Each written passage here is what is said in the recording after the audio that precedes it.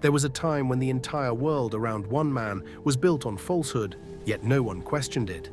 People carved idols with their own hands, placed them in front of themselves, and then bowed down as if those lifeless stones had power. This was the world Ibrahim, peace be upon him, was born into.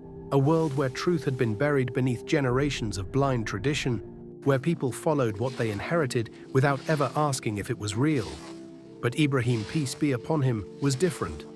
While everyone else accepted what they were taught, something inside him refused to settle. He wasn't satisfied with imitation, and that's where his journey began. Not with revelation, but with reflection. He looked up at the sky and saw the stars, vast and beautiful, lighting up the darkness. And for a moment you can imagine how people would see something like that and believe it must be divine. But then the stars disappeared, and Ibrahim, peace be upon him, said something simple that carries weight even today. He could not love something that fades. Then he looked at the moon, brighter and more powerful, illuminating the entire night, yet it too vanished. Then the sun, the greatest thing visible to the human eye, rising with strength and dominance, something that could easily convince people it deserved worship. But even the sun set. And in that moment, Ibrahim, peace be upon him, realized something most people never allow themselves to think. If something disappears, it does not deserve your devotion. That realization didn't just change what he believed, it changed everything. Because the moment you stop following what fades, you begin searching for what is eternal. And Ibrahim, peace be upon him, turned his heart toward Allah, the one who does not disappear, the one who does not depend on anything, the one who created everything people were mistakenly worshipping. But truth comes with a cost. It's easy to believe something when everyone agrees with you, but what happens when you're the only one who sees it? Ibrahim, peace be upon him, didn't just keep his belief to himself, he challenged his people.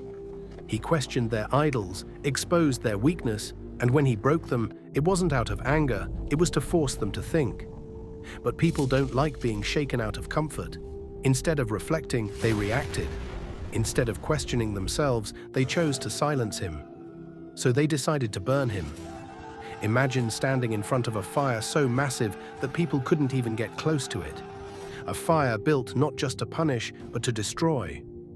Ibrahim, peace be upon him, was thrown into it while everyone watched, convinced that this was the end of him. But in that moment, he didn't panic. He didn't beg anyone around him. He didn't look for a way out. He turned to Allah and said with complete certainty that Allah is sufficient for him. And then something happened that changed history forever. Allah commanded the fire to be cool and safe, and what was meant to destroy Ibrahim, peace be upon him, became something that could not harm him. Because when a person truly relies on Allah, even the things that should break them lose their power. But the fire wasn't his hardest test. The hardest tests don't come through fear, they come through love. Allah commanded Ibrahim, peace be upon him, to leave his wife Hajar and their newborn son in a barren desert, a place with no water, no people, and no sign of survival.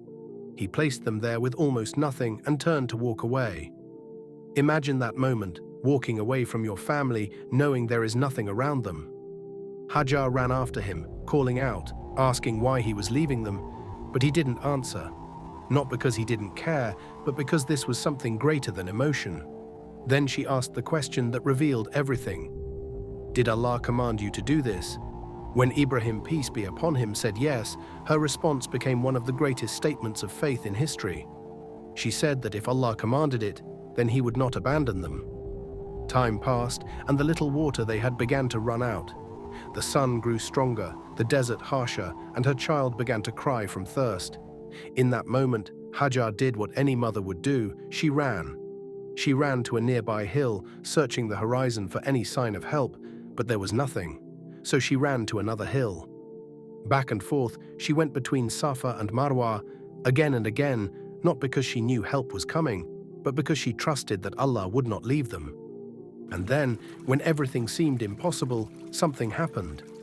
At the place where her child lay, the ground beneath him began to move, and suddenly water started to emerge.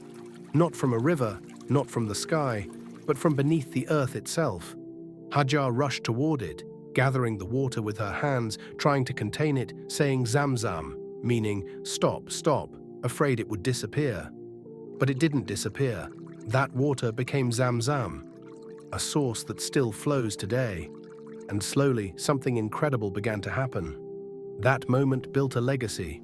That empty desert became Makkah. That struggle led to the well of Zamzam. That trust turned into a story that millions of people relive every single year. What looked like abandonment was actually the beginning of something greater than they could imagine. And then came the test that goes beyond what most people can even comprehend. After years of longing for a child, after raising his son and loving him, Ibrahim, peace be upon him, was commanded to sacrifice him. This wasn't just a test of obedience, it was a test of everything in his heart. And instead of resisting, instead of questioning, he told his son. And his son, with a heart shaped by the same faith, responded with complete submission, telling his father to do what he was commanded. Two hearts fully surrendered, walking toward a moment that defines what true faith looks like. And just as the sacrifice was about to happen, Allah stopped it. Because Allah never wanted the blood, He wanted the sincerity. He wanted to show that real faith is proven when you are willing to let go of what you love for the sake of the one who gave it to you. This is why Ibrahim, peace be upon him, is not just remembered, he is followed. Every prayer you make, every time you turn toward the Kaaba, every act of worship that connects you to Allah carries a trace of his story. His life wasn't just a series of events, it was a blueprint. And that's where this becomes personal. Because the story of Ibrahim, peace be upon him, is not just about what he went through, it's about what you're holding on to. What are you following simply because everyone else is? What are you afraid to question?